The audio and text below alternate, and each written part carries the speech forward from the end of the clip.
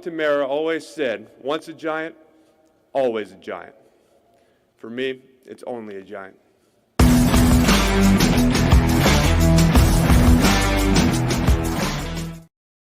Giants fans, thanks so much for joining me for another episode of Only a Giant. I'm your host, Michael Doherty. As always, if you could please like and subscribe. Excited to be here today, getting closer to the NFL season, week 1, coming up in a couple weeks here, or maybe just under 2 weeks at this point for the Giants at least, but there will be games that following Thursday and Friday, and then we'll have all day Sunday with football. Gotta love it. We're getting close to that time that everyone looks forward to every year. But what comes up before we get to week 1 of NFL season? 53-man roster cuts, cutting down from around 90 players, give or take. Obviously, we have already made some cuts, so not really going to talk about those a lot too much in this episode. But what we are going to do is we're going to predict the 53-man roster, see if we're even remotely close. Obviously, I have somewhat of a pulse of the team here, but realistically, who knows? Who knows what they're actually thinking? The year they cut Darian Beavers, I was in shock, something I didn't expect, but who knows? We'll see what happens here. So we'll just jump right in, guys. We'll jump right in with the quarterbacks, and no surprise, I do have the Giants keeping 3 quarterbacks. Daniel Jones is your starting quarterback. You do have Drew Lock backing him up, and I haven't liked what I've seen with him in preseason, but at this point, it is what it is. He's our backup quarterback, and then you have Tommy DeVito as the third backup. Now, something I'm going to throw out there that I don't know if everyone's talking about this, if anyone would even agree with me on this. I don't feel good about Tommy DeVito after this preseason. There's some good, there's some bad, just a lot more bad to me than it seems like good. So my thought on this is you keep Tommy DeVito on the active 53 for the moment. If someone gets cut, I've heard little rumors about like Dorian Thompson-Robinson being someone that could be a camp casualty. If Dable and Shane like him more to come in and potentially have the ability to run the offense, if it comes down to it, then I think we need to do that, because the problem with the third quarterback on this team right now is a lot of other teams, it's probably just a developmental quarterback, and Tommy DeVito is probably perfect for that. The problem is Daniel Jones has shown he is not reliable in a sense where he has not stayed healthy multiple times throughout his career, and Drew Lock got hurt in preseason. So it's kind of something where if we're going to keep 3 quarterbacks on the roster, I don't think it can be a developmental guy. I think it has to be someone that you do feel comfortable with coming in and trying to win you a few games. If you have to pay a little bit of money to do that, okay, that could be someone we look at. I'm not sure what the right answer is, but I don't feel great with our quarterback situation.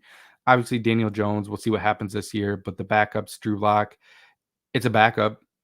I do think that Tyrod Taylor was probably a better backup, although he had some injury problems as well. And who knows, maybe that was a sign of our offensive line and kind of how bad our offensive line has been in the past. I don't know, but we need to at least explore that. And Tommy DeVito does not need to be our third quarterback if we're going to keep one. He does have a good story, and you like everything about him. And, me being somebody that lives in Syracuse and, rooted for Tommy DeVito here, I have a special kind of spot for him, in my head here. But at the same time, it's someone that I don't think you can just keep just to keep. Running back. I think this is probably pretty chalk for most people. Devin Singletary, your veteran leader. Eric Gray, draft pick last year. Tyrone Tracy, draft pick this year. Eric Gray, I think somebody that was, possibly looking at maybe getting cut this year, really kind of, I don't want to say he did a lot this preseason because he really didn't, but he did have that explosive touchdown run for 45 yards, some good catches. I think he just showed enough in the preseason games that I think he kind of locked down a roster spot. Those are the 3 running backs I have being kept at this point. I do have Dante Turbo Miller being cut. Not something I'm happy about. It's something that I do think we'll try to stash him on the practice squad if at all possible. End of the day with the running back position, these players can be found in the later rounds in future drafts. I think we have enough right now with what we have with the three backs that we are keeping, that as much as it may pain you to lose Dante Turbo Miller, I think there are other options out there if it came down to it. And also, if somebody's going to claim him, they do have to put him on the 53-man roster. I don't know if there's a team that's going to be out there that's going to be willing to do that with what he showed this preseason. Kind of showed flashes week one, and then kind of he looked all right the other night on Saturday, but just nothing that would make me leap for joy to see him get cut and try to make a claim on him. So I could certainly see him be on the practice squad, and that's ultimately what I think will happen. So that's 6 of the first 53. What we'll do next is we'll get into the wide receiver room. A little bit of a tough spot here. Obviously, Malik Neighbors, Darius Slayton, Wandale Robinson, Jalen Hyatt. And then that's where it kind of gets weird. What are you going to do at that point? You have Isaiah McKenzie, you have Bryce Ford Wheaton, you have Allen Robinson, you have Isaiah Hodgins, you have Gunnar Olszewski, you have Miles Boykin. And it's a really tough position to kind of make these cuts.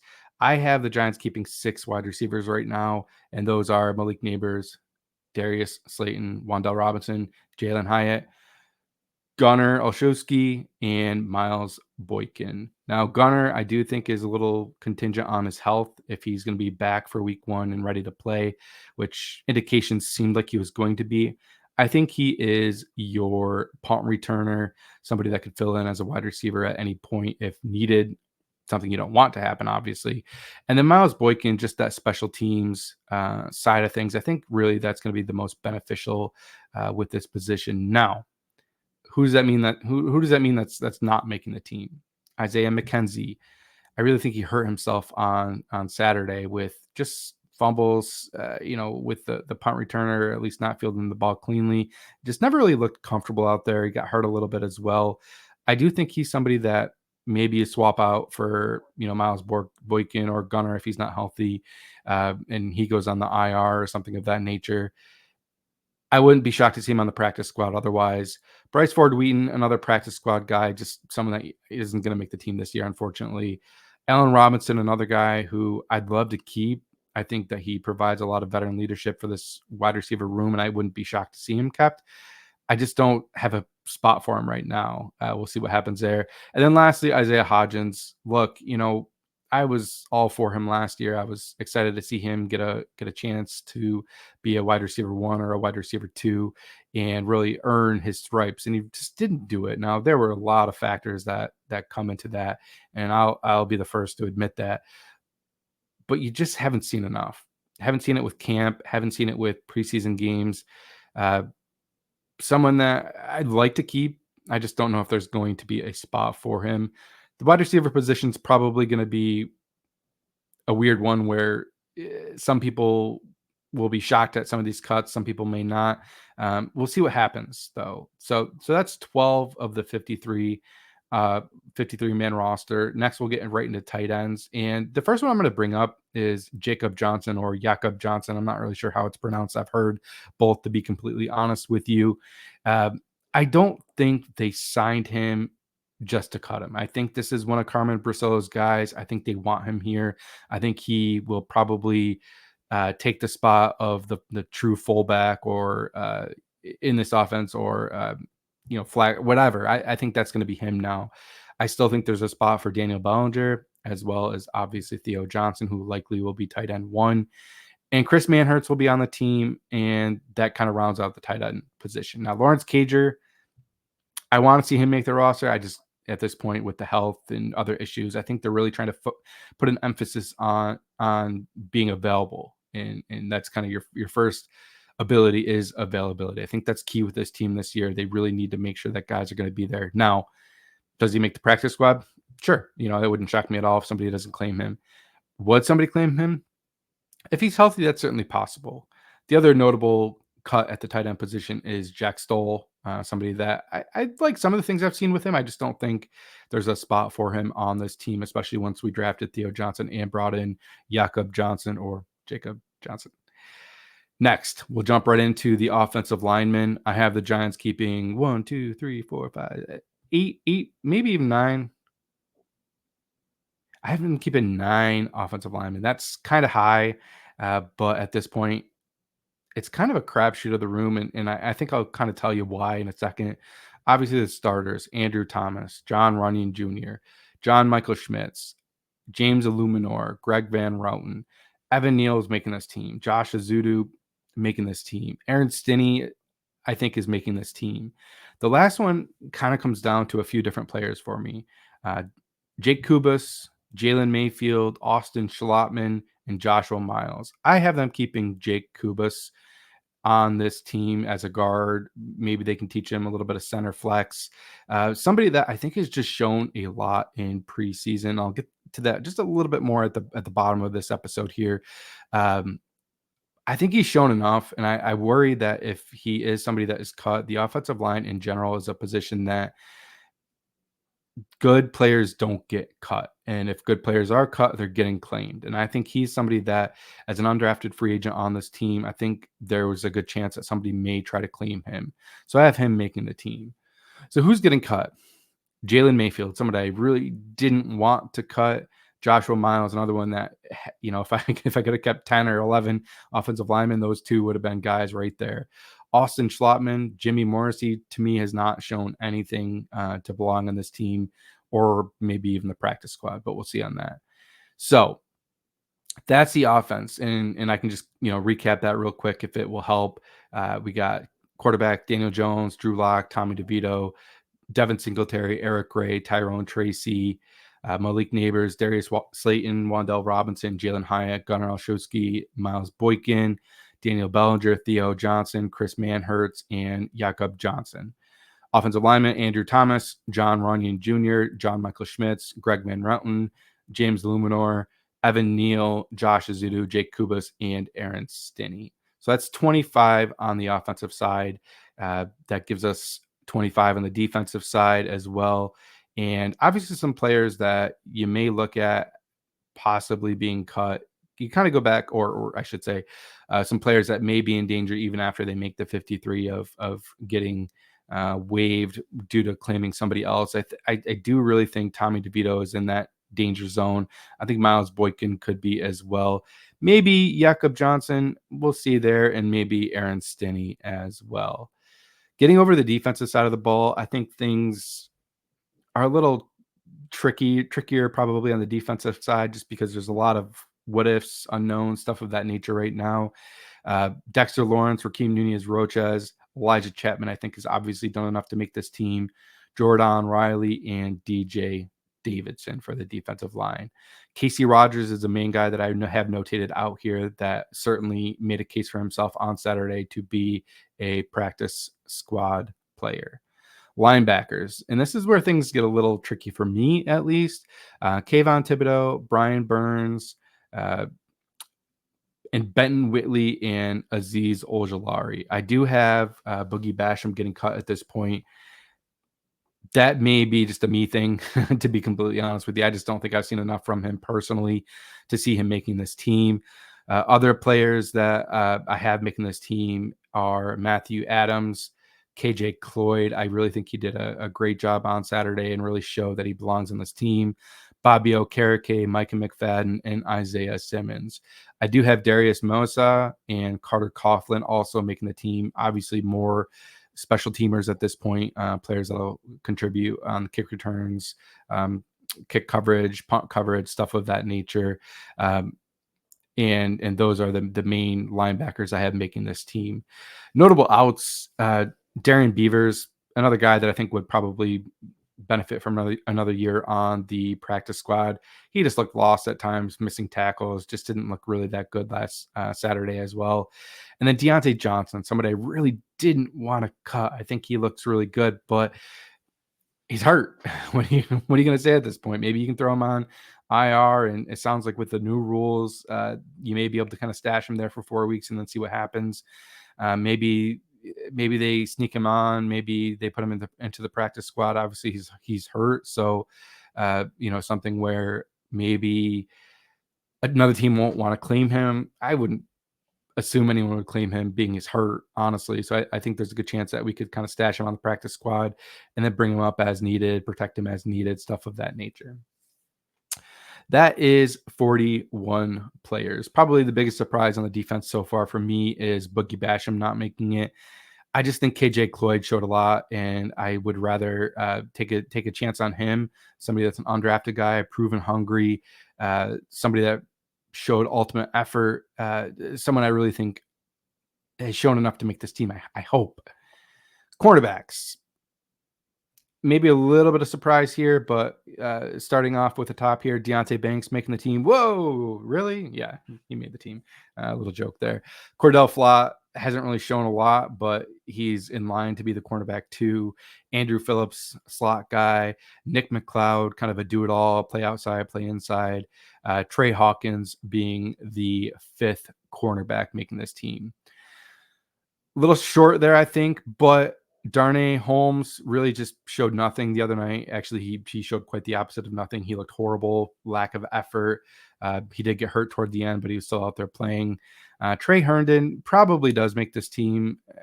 That's a tough one for me. I don't like what I've seen from him personally. I know he had that pick, and then he fumbled that pick. Good play on that, but just ultimately, I don't think I really saw enough to keep him on the team. David Long Jr. is certainly someone that I would like to see on the practice squad, have that ability to kind of call up as needed. This is certainly a position that I wouldn't be shocked to see some players get claimed. And then Mario Goodrich, I believe he got hurt at the end of the game, so I'm not 100% sure on that, but obviously he wasn't making the team. Last position here, other than special teams, no surprise, special teams wise, guys, Graham Gano, Casey Kreider, Jamie Gillian making the team. The safeties I have Jason Pinnock, Tyler Nubin, Dane Belton, and Javarius Owens. Obviously, people being cut with that, Alex Johnson and Raheem Lane. Alex Johnson, certainly someone I think that can make the practice squad, certainly possible there. I think he would slip through waivers with no problem there at all. So that's my 53-man roster, guys. Nothing probably too crazy, nothing too out of the norm, but it's a good practice to kind of see where things stack out. Just based off my list here, I think offensive line might have one too many, and that might be Kubas. But man, I really, really hope we keep him. Defensive side of things, maybe cornerback's a little light, and that could be something that changes, and we'll see what happens there. Maybe they only end up keeping two quarterbacks for the time being, and try to sneak Tommy DeVito back on the practice squad. I think he could probably make it to the practice squad. I don't see a lot of teams really wanting to make that type of move, unless, I don't know, maybe the Jets do as a third quarterback, just to kind of stick it to us type thing. I don't know. But yeah, the players that actually helped themselves the most on Saturday to me was KJ Cloyd. He had 16 total tackles, 2 tackles for loss. Dude was just flying all over the field. I loved everything I saw out of him. Just really seemed like he was going out there and leaving it all on the line. I think he got here kind of late, kind of a late acquisition, but he's shown strides. I really like what I've seen from him.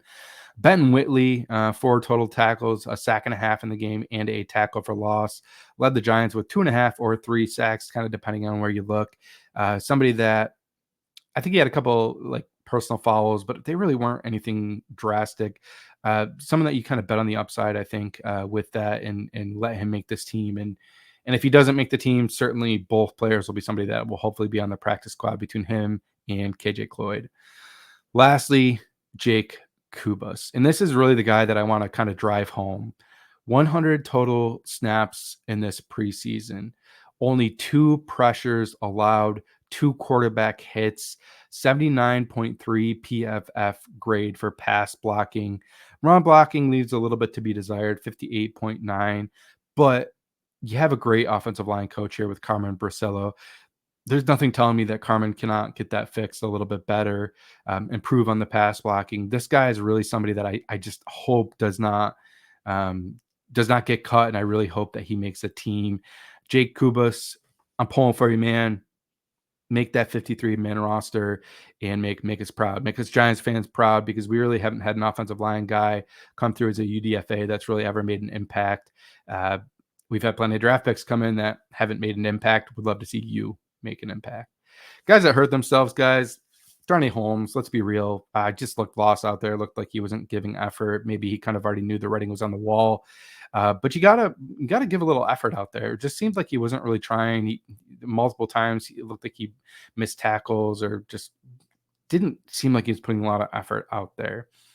Isaiah McKenzie, a guy I do like, and I think could still make this team, but just wasn't fielding the ball cleanly. Had a couple of nice catches, but really that's not where we're going to need him at this point. Uh, I think Gunner's probably the guy. They kind of liked him a lot last year, and I really think that he kind of earned that spot. But I wouldn't be shocked to see Isaiah McKenzie either make this team or be on the practice squad for call-ups. I think that to me is probably the most likely. Guys that I think will make the practice squad, other than people we already talked about, obviously Isaiah McKenzie, Allen Robinson, but I hope Alex Johnson makes the practice squad. I hope David Long Jr. is on the practice squad, Dante Turbo Miller, and Deontay Johnson. I'd love to see Isaiah Hodgins. Maybe he gets claimed. I think, he has shown a good amount that I wouldn't be shocked to see another team claim him. And Jack Stoll as well would be another player that I hope makes this team. Guys, that's the 53-man roster. Like I mentioned, I really didn't have a lot I wanted to talk about with the Jets-Giants game. It was an ugly, ugly game. I still suffered through it because I wanted to see what Jake Kubas did. I wanted to see really just the rest of the guys and see if anybody would stand out, and that was KJ Cloyd and Benton Whitley, who I think showed up last week too. After this, guys, 53-man roster, it sounds like the majority of those cuts will be in tomorrow morning before practice, so we'll probably have a good idea who those are. And then I do expect, 3, maybe 4 players that will claim and get. I think that is certainly something that we'll see. Probably positions of defensive line, linebacker, cornerback, maybe a safety, maybe an offensive lineman. Guys, that's all I got for you today. Thanks so much for joining me. Once again, please like and subscribe. Let's go. It's almost football season, guys. We're almost there. Love it. Peace out, guys.